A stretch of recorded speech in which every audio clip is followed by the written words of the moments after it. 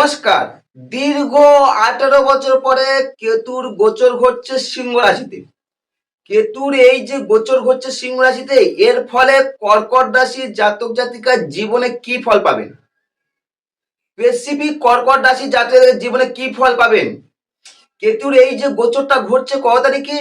আগামী 18ই মে 2025 বিকাল 4 ঘটিকা কেতু সিংহ রাশিতে এন্ট্রান্স করছে, অর্থাৎ কন্যা রাশি ত্যাগ করে সিংহতে এন্ট্রান্স করছে দীর্ঘ 18 বছর পরে। কেন দীর্ঘ 18 বছর পরে হচ্ছে? কারণ কেতু একটা রাশি থেকে আরেকটা রাশি শিফট করতে সময় লাগে 1.5 বছর। এবার রাশি চক্রে 12টা রাশি, অর্থাৎ 12টা রাশি ঘুরতে সময় লাগছে 18 বছর। কেতু 2006 সালে অক্টোবর মাসে সিংহ রাশিতে এন্ট্রান্স করেছিল এবং তারপরে 2025 সালে এই 18ই মে এন্ট্রান্স করছে। অর্থাৎ কেতুর এই যে গোচরটা ঘটছে সিংহ রাশিতে, রাশি সাপেক্ষে আপনার ধনভাবে কি ফল পাবেন কর্কট রাশি জাতক জাতিকারা। প্রথমে আলোচনা করব কি কেতু কে। জ্যোতিষ শাস্ত্রে কেতুটা কে, জ্যোতিষ শাস্ত্রে কেতুর গুরুত্বটা কত, কেতু আমাদের জীবনে কি প্রভাব রাখে, আর শেষে আলোচনা করি কেতু যেহেতু সিংহ রাশিতে এন্ট্রান্স করছে, এর ফলে কর্কট রাশি জাতক জাতিকার জীবনে কি ফল পাবেন। তা প্রথমে আলোচনা করি কি কেতুটা কে। প্রথম পর্ব স্টেপ ওয়াইজ ধরে আলোচনা করবো এবং শেষ আলোচনা করবো আপনার জীবনে কি প্রভাব ফেলবে। কেতু হচ্ছে বলে মহাকাশে কোনো গ্রহ নেই। প্রত্যেকটা গ্রহে বুধ, শুক্র, শনি, বৃহস্পতি, ইউরেনাস, নেপচুন সবাই যে আর নিজস্ব সত্তা আছে, যদিও প্লুটোটাকে এখন গ্রহ হিসেবে বাদ দেওয়া হয়েছে 2006 সালে।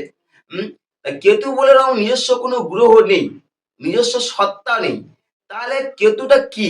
কেতু হচ্ছে একটা গাণিতিক বিন্দু বলা হয়, যে বিন্দুটা দূরবীন দ্বারাও দেখা যায় না।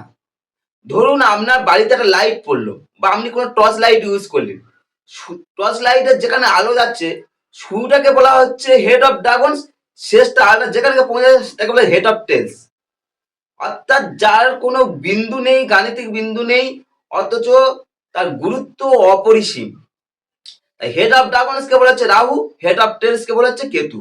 অর্থাৎ পৃথিবী যেমন নিজস্ব সত্তা, তার শুরু আর শেষ আছে, উত্তরে সুমেরু, দক্ষিণে কুমেরু, মহাকাশেও তেমনি সৌরজগতে তার শুরু শেষ আছে, সূর্যকে কেন্দ্র করে সমস্ত গ্রহগুলো তো শুরু শেষ আছে, তেমনি কেতু হচ্ছে একদম শুরুটাকে বলা হচ্ছে রাহু, শেষটাকে বলা হচ্ছে কেতু বলা হচ্ছে। জ্যোতিষ শাস্ত্রে কেতুর গুরুত্বটা কত? জ্যোতিষ শাস্ত্রে কেতুর গুরুত্ব অপরিসীম, অপরিসীম।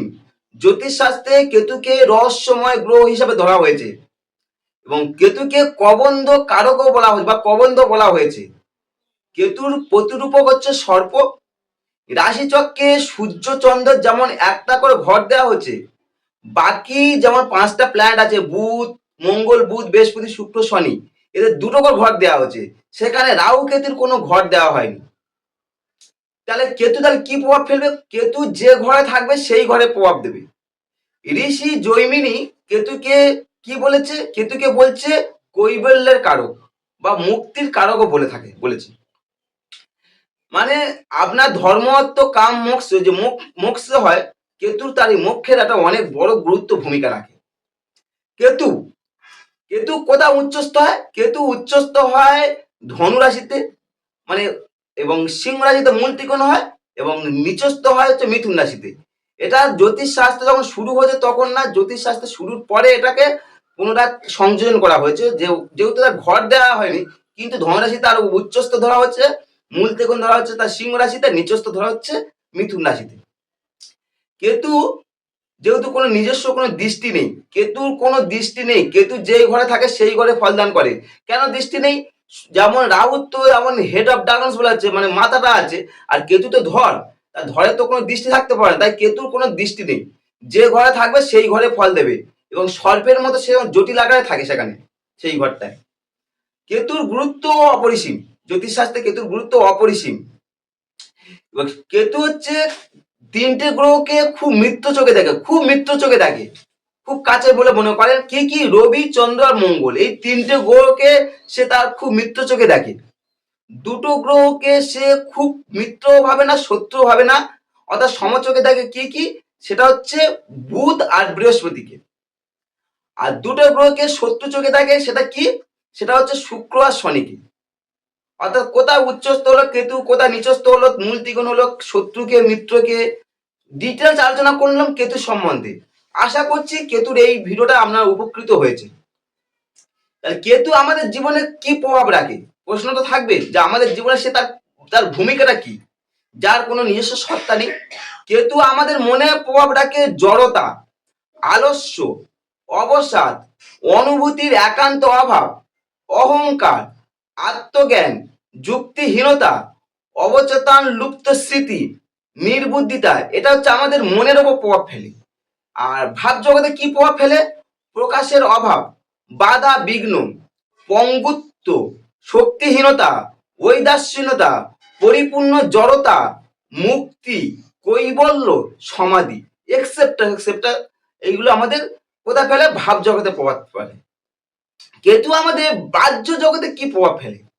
বাহ্য জগতে প্রভাব ফেলে যে সমস্ত মানুষ দেখবেন উদ্ভিদের মতো জীবনযাপন করে, তাদের জানবেন কেতু হেভি স্ট্রং। কিংবা যে সমস্ত মানুষ দেখবেন খুব স্বার্থপর ব্যক্তি, অবশ্যই বই দেখবেন কেতু হেভি স্ট্রং আছে। যা কিছু বাধা দেয় বা যার প্রকাশ নেই, কেতু নির্দেশ করছে।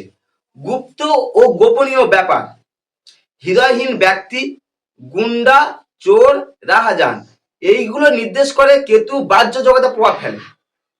তাহলে কেতু যে শুভ অশুভটা কি?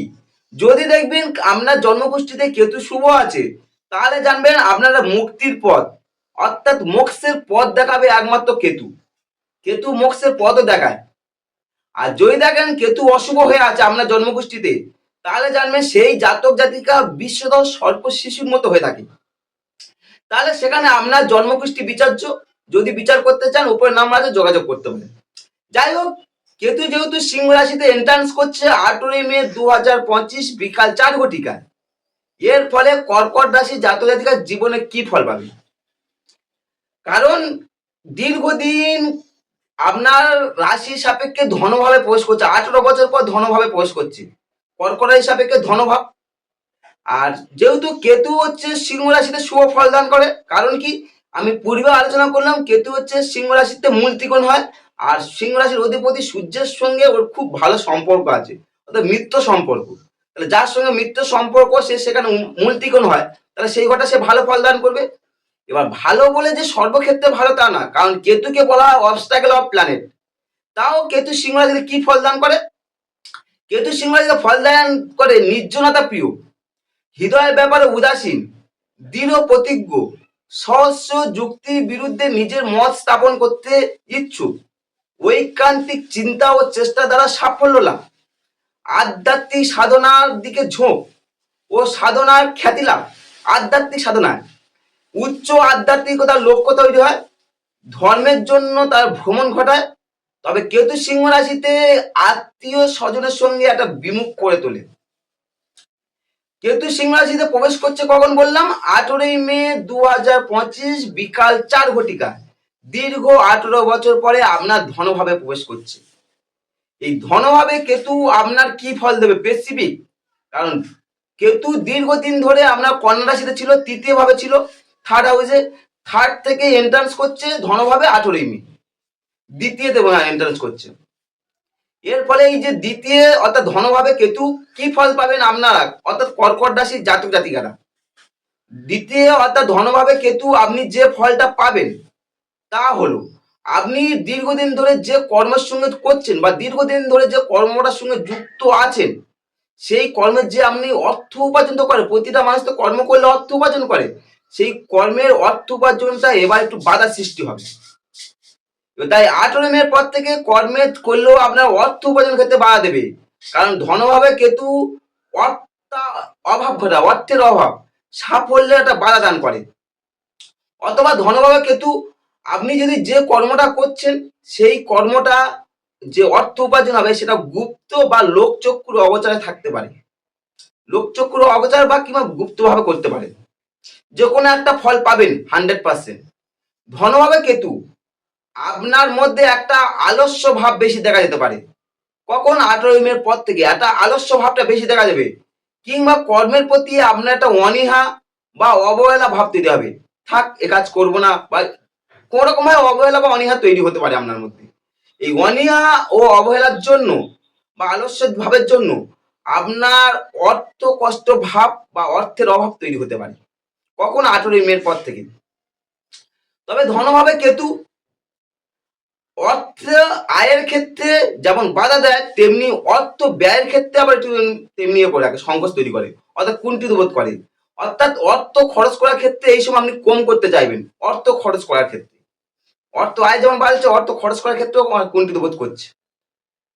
এছাড়া ধনভাবে কেতু, যেহেতু আমরা 18 মে পরে ধনভাবে ঢুকছে, ধনভাবে কেতু পারিবারিক সদস্যের সঙ্গে আপনার সম্পর্কে একটা ব্যাঘাত ঘটতে পারে বা চিড় আসতে পারে হালকা। যদি আপনি সাবধানে থাকেন, পরিবারের সঙ্গে সম্পর্ক ভালো রাখেন, নিজে আগে থেকে জেনে যদি সেই সমাধান করতে পারেন, তাহলে অনেকটা সেই সমাধান থেকে আপনি বেরিয়ে আসতে পারবেন। তা না হলে একটু সমস্যা তৈরি হচ্ছে পারিবারিক সদস্যের সঙ্গে। কখন 18ই মে 2025 থেকে শুরু হচ্ছে বিকাল 4টা থেকে। ধনভাবে কেতু যারা দাম্পত্য জীবনে আছে, দাম্পত্য জীবনে যেহেতু ধনভাব থেকে দ্বিতীয় ভাব থেকে দাম্পত্য সম্পর্কটা বিচার হয়, দাম্পত্য বিচার হয় সপ্তম থেকে, কিন্তু ধনভাব থেকে দাম্পত্য সম্পর্ক, এর ফলে দাম্পত্যের সম্পর্কের ক্ষেত্রে কেতু শুভদায়ক না, দ্বিতীয় কেতু থাকার জন্য এই সময় দাম্পত্যের হালকা চাপ অনুভব করতে পারে। ধনভাবে কেতু আপনার কথাবার্তা, এই যে আমি কথাবার্তা বলছি, এটা দ্বিতীয় ভাবতে বিচার হয়। আপনার কথাবার্তা অহেতুক বেশি বলতে চাইবেন না, আপনি যে কথাবার্তা বলছেন এখন বেশি, সেটা অহেতুক বলতে চাইবেন না, যেটুকু প্রয়োজন সেটুকু বলবেন, তার বেশি আপনার একটা কথা বলার মানসিকতা তৈরি হবে না। ধনভাবে কেতু মাধ্যমিক স্তরে যারা পড়াশোনা করছে, স্পেসিফিক মাধ্যমিক স্তরে কর্কট রাশির জাতক জাতিকারা, তারা হালকা বাধার সম্মুখীন হতে পারেন আগামী 18ই মের পর থেকে। এই ছিল কেতু সম্বন্ধে ডিটেলস আলোচনা করলাম। কর্কট রাশির জাতক জাতিকারা কেতুর এই যে গোচর ঘটছে 18ই মের পর থেকে কি ফল পাবেন ডিটেলস আলোচনা করলাম ধনভাবে কেতু। তা যদি মনে হয় তথ্যগুলো ভালো লেগেছে, লাইক কমেন্ট করতে পারেন, চ্যানেলে প্রথমে সাবস্ক্রাইব করতে পারেন যদি আপনার ভালো লাগে। আর যদি মনে করেন আমার সঙ্গে যোগাযোগ করতে চান, উপরে যে নাম্বার আছে যোগাযোগ করতে পারেন। নমস্কার।